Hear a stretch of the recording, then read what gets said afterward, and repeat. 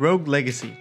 Have you ever wanted to go on an epic quest to obtain loads and loads of money, only to inevitably die, but somehow at the same time transport your fortune to one of your children?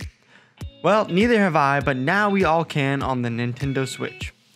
It is a rogue-like or a rogue-lite, whichever you prefer. I can never really understand for the life of me the difference. Anyways, it's a rogue game, meaning that you're meant to die over and over again, but to progress your character enough with upgrades so that you can push further and further in each run until you beat the game.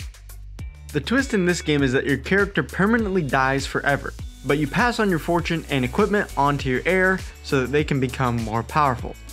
The premise of the game is that the king has been wounded by an assassin, and it's up to you to make things right and rid the castle of evil monsters.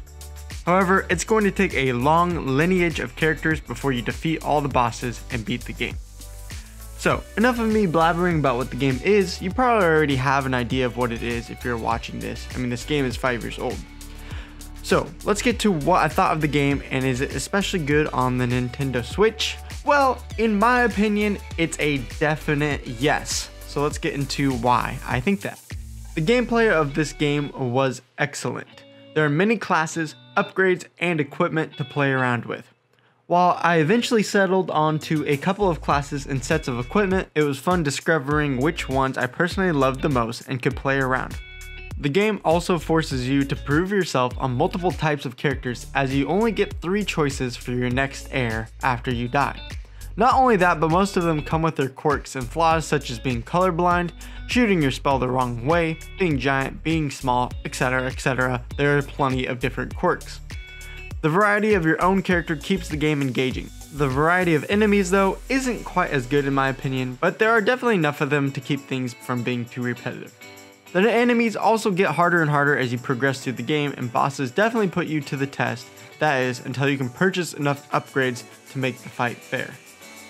Currently, I'm only displaying the beginning part of the game though, because I don't want to give away any spoilers. Really, a lot of the fun to me in this game was exploring new areas and unlocking new parts of the skill tree, so I don't want to give away too much. I must admit though that eventually in the mid to late game, the game got a little boring and repetitive to me, as I had unlocked all the upgrades and classes and was simply left grinding a ton of gold to simply get 10 plus HP or 2 plus strength until I could beat the final bosses. This was a small portion of my gameplay though, right near the end, and it didn't affect heavily too much of my thoughts. I still think it's an awesome game. The game mechanics suit the Joy-Cons very well, which made it fun for me to play docked or in handheld mode. I would go as far to say as this is one of the better games to play handheld, so if you're looking for something new on the go, I would definitely check this out. The story of the game is a little bit lackluster, but honestly, if you are someone who plays games for the story, this game isn't meant for you anyways.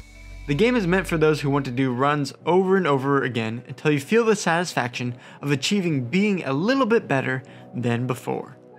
Most all of the story is progressed by reading journal entries from past princes who have gone through the castle before. I can't say finding a journal and reading an entry during one of my runs really added much to my experience.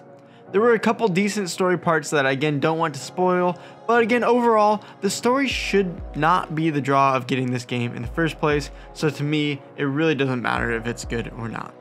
And honestly, it's just meh.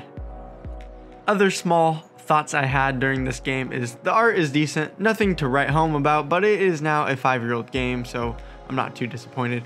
Similarly, the music was pretty decent, but you have to find a jukebox in the castle while on one of your runs before you can even change it, so you don't get a lot of options unless you're lucky. The game's digital download only takes 217 megabytes on the Switch, so it doesn't take up too much space, and it also runs great. The $15 price tag seems really fair to me. I'm not sure how other people would compare to me, but for me it took around 13 hours for me to beat the game for the first time, so that's almost $1 per hour of gameplay. You can also play a more difficult mode after you beat the final boss, but this doesn't interest me too much, so I've mostly stopped playing for now. Lastly, the mechanics all felt smooth, and I don't remember any frame drops or glitches besides a few spellcasting enemies who were able to shoot through walls if they are right up next to them. But considering that this happens every single time, perhaps they intended for this to happen for some reason, I don't know. It seems like a glitch to me, but if it happens every time, maybe that was intended.